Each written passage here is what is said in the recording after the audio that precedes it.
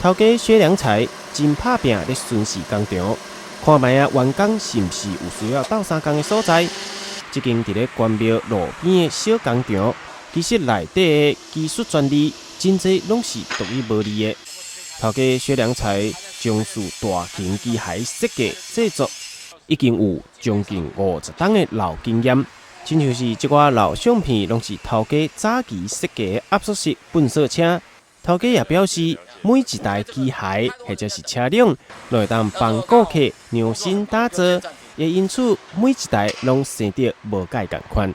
我们是专门研发各种产业机械、农业机械、环保机械，做一些特殊的。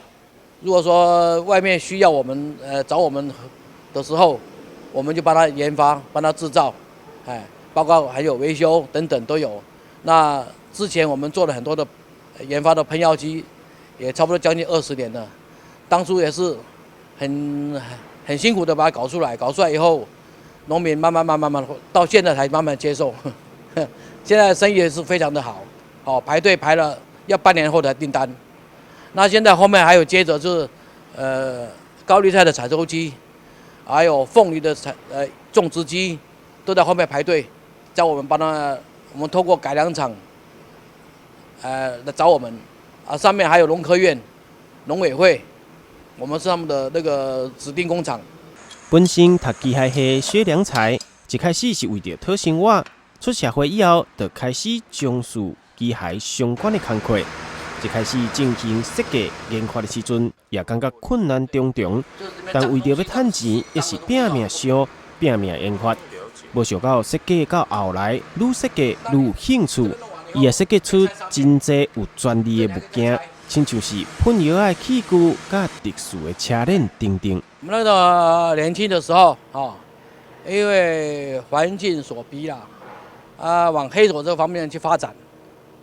那因缘际会，慢慢做，兴趣来了。来的时候，机器做完了，看，不错啊，机器做好了以后，还有成就感，就一步的，用更好的机器。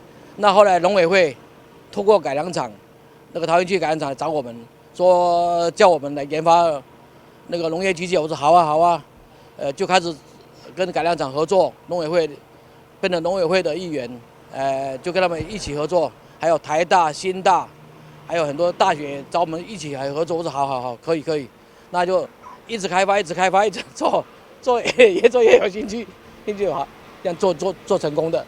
虽然讲年纪已经有啊，但头家薛良才也是充满了创意的热情。